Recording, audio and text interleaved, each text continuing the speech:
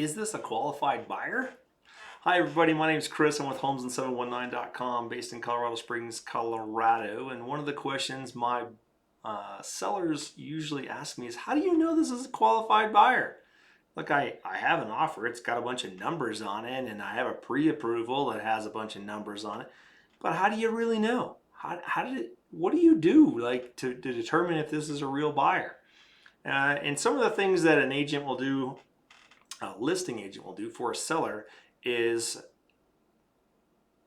verify again the documentation that the buyer is providing. And the reason I say again is the buyer's agent should have already done this, but it's not the listing agent's job to presume that somebody did a job.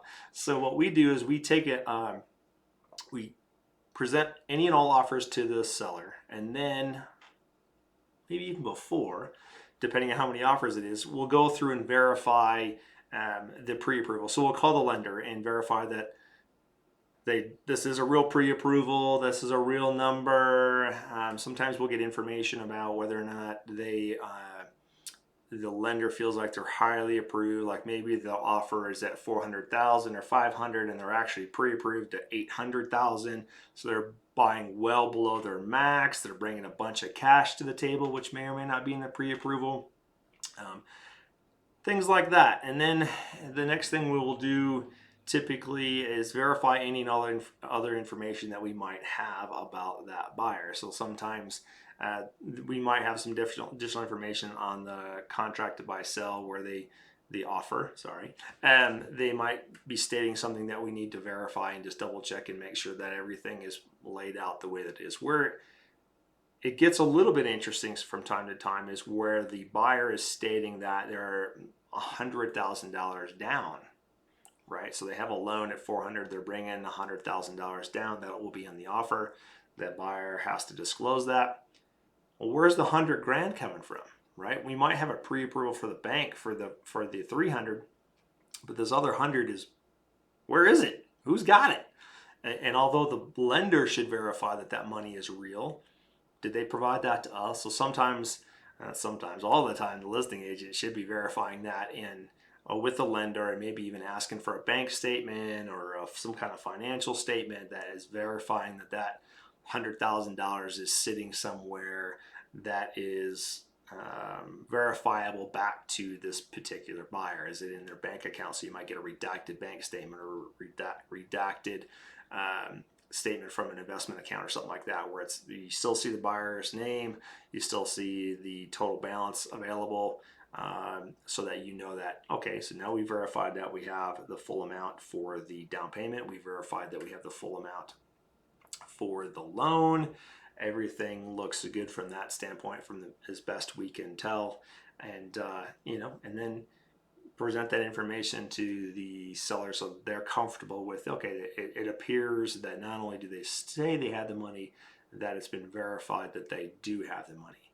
And I mentioned earlier, sometimes the listing agent might do that before or after they present the offers. It kind of depends on the scenario. If you've got one offer, and you'll probably do that first. If you got 5 offers, you'll probably do that first, and you might do it on 3 of the 5 because you kind of have an idea already where the seller is going, and these are the top 3 offers, so you might verify all 3. If you've got 20 offers or 25 offers, it's very unlikely that the listing agent is going to go through and verify all of them prior to presenting the offer, because it's more important to present the offer with the presumption that the lender did their job properly, the buyer's agent did their job properly, and then if we narrow it down to a smaller group, then the listing agent will take some time to go back and double verify all that information prior to the seller signing the offer.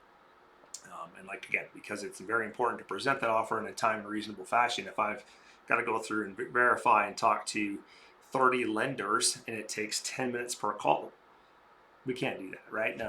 Some of the offers might actually expire before we get through all those calls. So that's why, depending on the scenario, the listing agent might change how they're going to do that, or might do a smaller segment of the 20. They might do the top 5 that they think that the seller is likely going to lean towards, higher price, quick terms, whatever has been dialed in or communicated to the listing agent from the seller. That tends to be the priority for the seller. We'll do that. But just know that if you get 20, the listing agent has to present 20. They can't just keep the 17 over here and say, here's the 3 that I think you're going to like the most. No, it's our job to present any and all offers at any time, from the time you hire us to the time it goes closed at the title company. So if we get an offer day before closing, we still have to present that offer to you. We are legally obligated to do that so that you are fully informed of all the offers on the table. And then you get to make some decisions that might be tough, or have to go talk to legal counsel to understand what your options are. But that is primarily the way that a listing agent verifies if that's a legitimate buyer and they actually do have all the money.